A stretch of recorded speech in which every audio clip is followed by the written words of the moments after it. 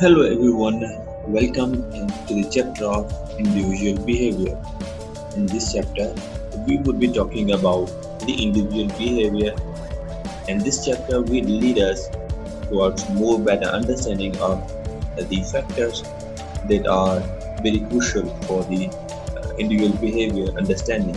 And of course, once we understand the individual behavior, it will be beneficial to manage the same or to work out the desired outcome in terms of behavior from different employees by the management.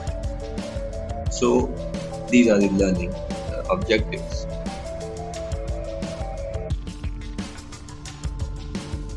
Now the individual behavior consists of two elements, that is intellectual and physical, that we will be talking about in detail.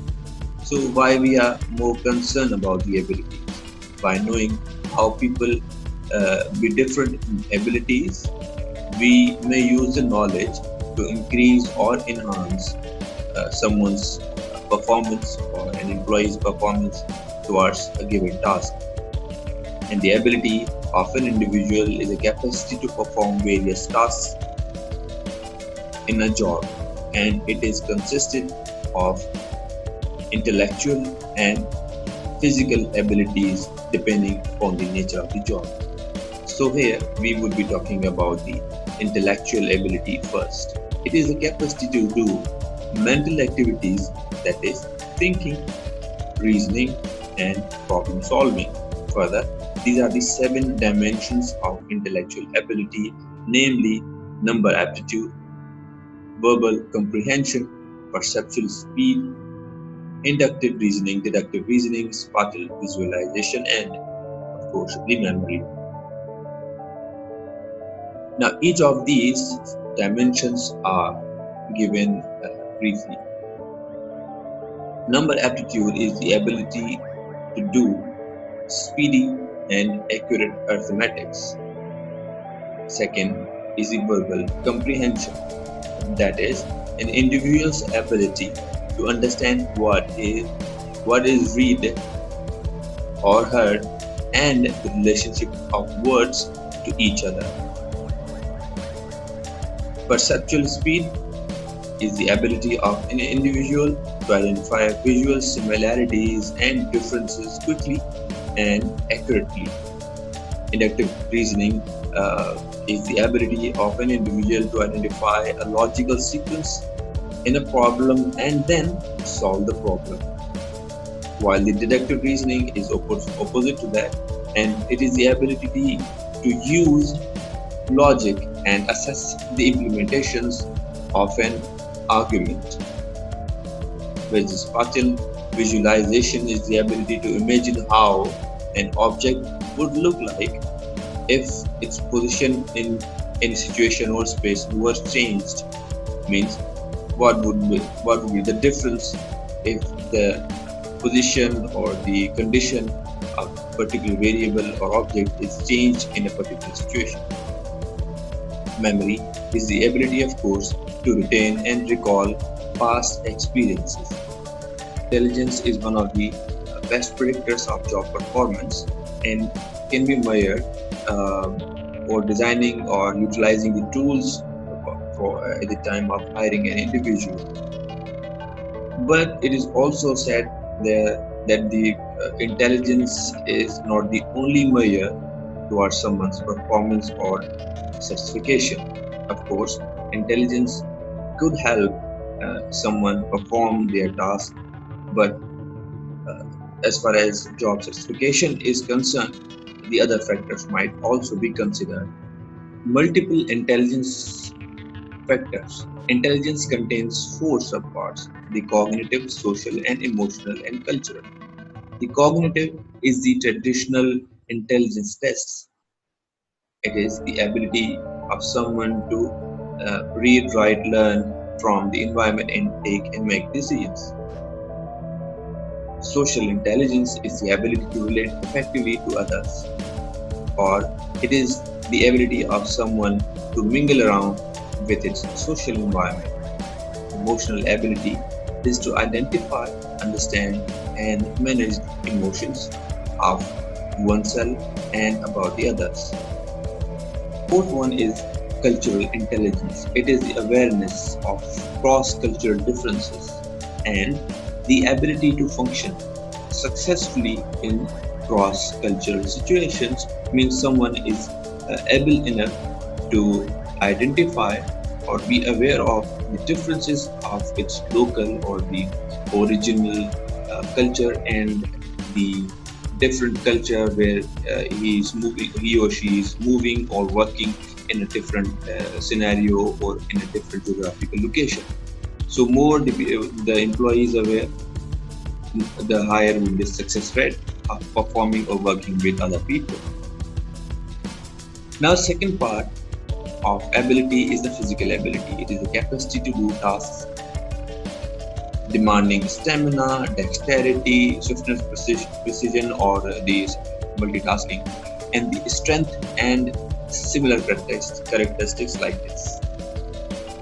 Simply, tasks might be different in some tasks or job requirements would be towards intelligence, and some tasks or jobs might require the physical ability. The strength factors include the dynamic strength, trunk strength, static strength, explosive strength. Flexibility factors include the extent of someone's flexibility, dynamic flexibility, changing according to the situation, and other factors might include the body condition, balance, and stamina.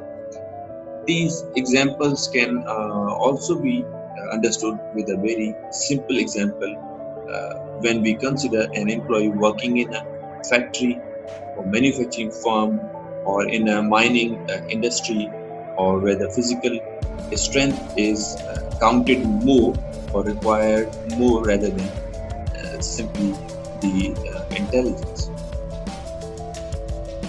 So we can fit someone after knowing what are the requirements or what are the required abilities for the job, and then we can match what employee holds, what are the abilities that employee possesses, and then we can match. And this particular diagram shows the same thing. Now, these are the biological characteristics of individuals that might be related with different factors for the outcomes in the organization. Here, age is related to performance, turnover, absenteeism, certification. Let's see how performance is affected. It is said that performance declines with increasing age. The older one gets, the less likely to quit one's job. Lower avoidable absence. The aged people avoid absence. Employees over 50 were more productive. These are the predictions. Maybe this can also be unrelated. Similarly, certification is also followed by the age effect. The second is gender. Of course, between male and female difference of job performance is compared here. Women perform as well as jobs as men do. Women have a higher rate of absenteeism than men. The reason could be the child care or other life struggles. Women are likely to perform double duties, say for example, work and the home. Both duties are performed by female, so it is quite difficult for them. And there's of course difference towards their performance output. There is no difference in male and female regarding problem solving, competitive drive, motivation, stability, or learning ability. However, they have a common ground in terms of solving problem, learning abilities, and stability and the motivation factors. The third is the race. Individuals are found to favor colleagues of their own race in performance evaluation, promotion decisions, and pay rises. For example, African Americans approve affirmative actions to a greater degree than the white people. Means you see people that belong to your race, you are more likely to favor them. In other words, the more you spend time with your firm, the more you likely are to stay with that firm. That is the tenure. Seniority negatively related to absence is found. Seniority is also negatively related to turnover. Turnover on one's previous job is a powerful predictor of the one's future turnover. Turnover is positively related to satisfaction. In simple words, we can say the more senior you are or more attached to your single organization you are more likely to be less absent, and you are less likely to quit the job and turn over or shift your parent firm, or you might be joining another organization. It is less likely to occur. However, this understanding can make us better predict regarding the turnover of some employees previous organization. If they leave previous organization, it can make indicate us that how likely he or she would be switching from this organization as well. Tenure is found to be positively related to satisfaction. Means if you are satisfied, logically you spend more time with the same organization. There are some learning theories for learning someone's behavior. We would be discussing a few of them. So to understand further, there are some classical theories to understand individual behavior. Of course, understanding makes us easy to manage this individual behavior. Definition of learning includes any relatively permanent change in behavior that occurs as a result of past experiences or events that have occurred. These might change the way you behave. Theories of learning importantly include classical conditioning. By 90s, Ivan Pavlov gave the idea, a type of conditioning in which an individual responds to some stimulus that would not ordinarily produce such a response in normal conditions. For example, naturally, a dog would be responding in terms of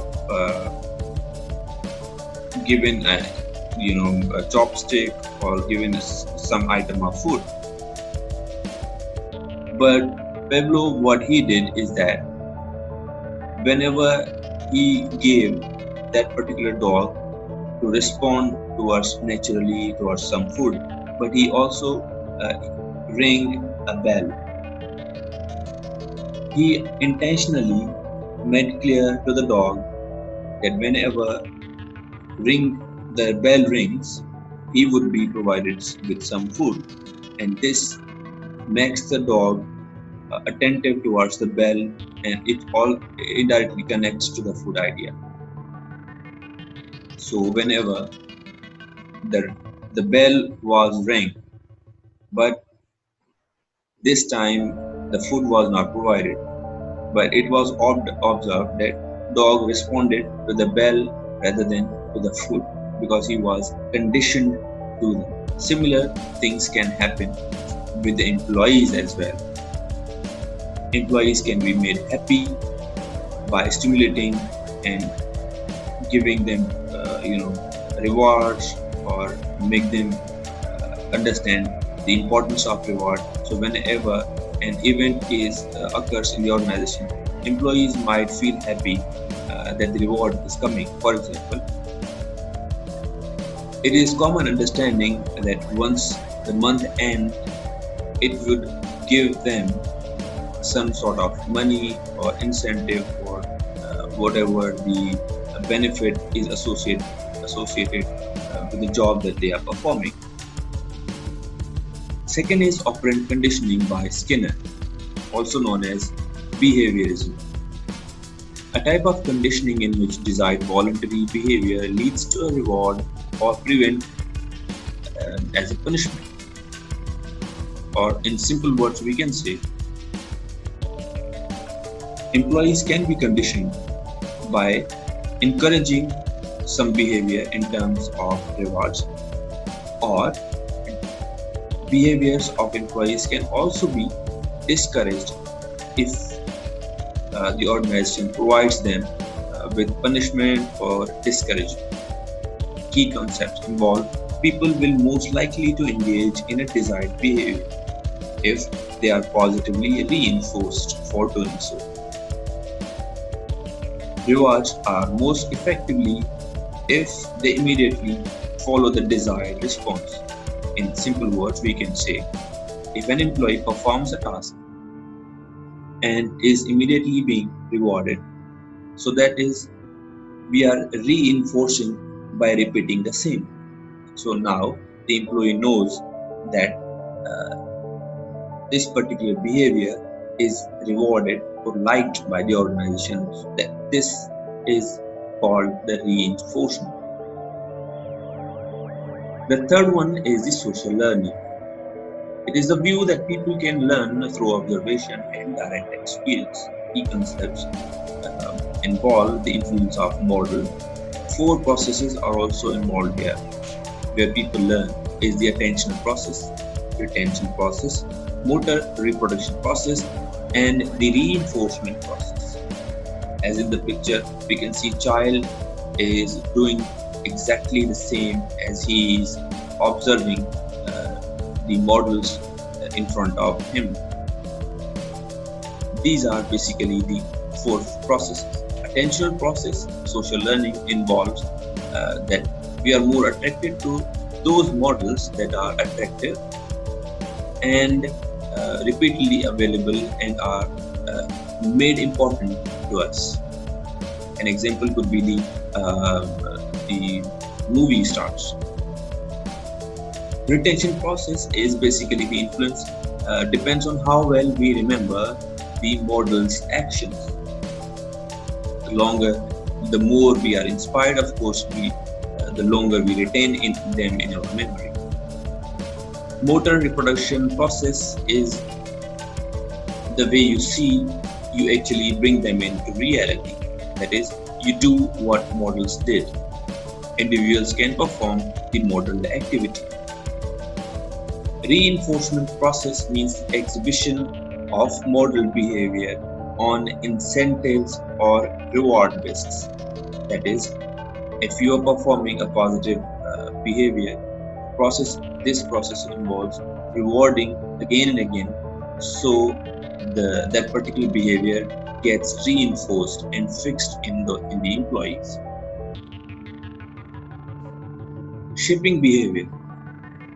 This is particularly a managerial tool. Once the behavior of individual is understood, now the individuals can be shaped in terms of behavior.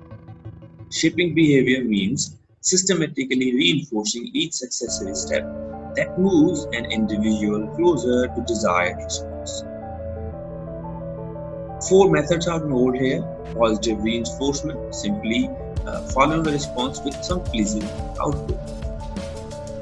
Negative reinforcement means following a response by termination or withdrawal of something unpleasant. That is, you quit the same behavior when you find it unpleasant. Or if you're not quitting, the organization may cause you to quit.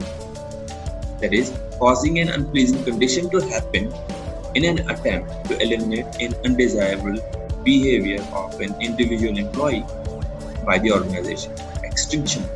Of course, it would be the extinction of the undesired behavior if that behavior is not reinforced by the punishment or reward. Ultimately, that the employee would be considering that particular behavior sequence is not being appreciated or acknowledged in any terms by the organization or by the colleagues, so that particular behavior would ultimately extinct, eliminating any reinforcement that is maintaining a behavior, that is reducing or omitting the particular factor from the culture or the existence or the surrounding. So the behavior of an employee is shaped in terms that the individual do not learn from any sources towards, he does not find any reinforcement for that particular behavior in its surrounding. Methods of shaping behavior involve positive reinforcement, as discussed, response with something pleasant. Negative reinforcement involves response with some unpleasant event, or that unpleasant event could also involve punishment. Extinction, as discussed, the behavior is not reinforced, it tends to be gradually extinguished gradually. Behavior modification, or OB mode, it is the application of reinforcement concepts to individuals in the work settings, so their behaviors are being modified. Identifying critical behaviors of the identified or the desired individual. Develop baseline data, that is how frequently that particular employee is behaving in a pattern. Identifying the behavioral consequences, that is if an individual is behaving in a negative way, what are the ultimate output or the consequences in the organization. Then applying interventions, the required measurements to modify that behavior. If the behavior observed is negative, of course we would be discouraging in terms of ignoring, in terms of creating an unpleasant event or maybe punishment. And finally, evaluating the performance improvement after applying intervention. There are certain problems with organization behavior modification and reinforcement theories which are discussed here. That is, the OB mode has been used by a number of organizations to improve productivity, to reduce errors and absenteeism and so on. But the problem with behaviorism is that behaviorism theory is that it assumes that people's inner most thoughts and feelings in response to the environment are irrelevant. That is, their inner condition is irrelevant what is happening in the environment, so their behavior remains the fixed. But the other approach is that the research that shows that the thoughts and feelings immediately follow the environment stimuli. So again, the individual behavior internally can be changed by the external factors that management within the work settings be applying on the individual in terms of reward or punishment, so that the behavior can be modified. So it could be applicable from some perspective, or some people believe that it is irrelevant. So these are certain problems while the OB model is being modified and it is being applied in many organizations depending on the circumstances and the factors and the effective implementation and the output could be more productive and fruitful for the organization. While summarizing some summaries, ideas, concepts and its implications. There were three individual variables that we discussed: the ability in terms of intellectual and physical, and the biological characteristics, that is the age, gender, race and so on, and their effects on someone's performance. And then ability is included in an effective selection process that will improve the fit. Promotion and transfer decisions should reflect the abilities of candidates.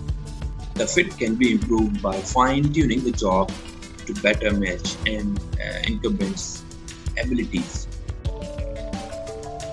Biographical characteristics are readily observable and doesn't mean should be explicitly used in management decisions. That is, it is not necessary if someone is uh, favoring the same race employee or colleague. He may be, he or she might be, preferring merit over the rest. So it is not necessary. So that every time it should be considered as explained earlier. In terms of theories, that is the learning, positive reinforcement is a powerful tool for modifying behavior. Reinforcement is a more effective tool than punishment. That is, we should consider the positive reinforcement factors more often because it is more powerful than the negative elements, because it might cause grudge in the employees within themselves, or they might be uh, negatively affecting the ultimate output in long term. So this brings at the end of this chapter. Hope this helps a lot in understanding and managing individual behavior. Thank you for joining in.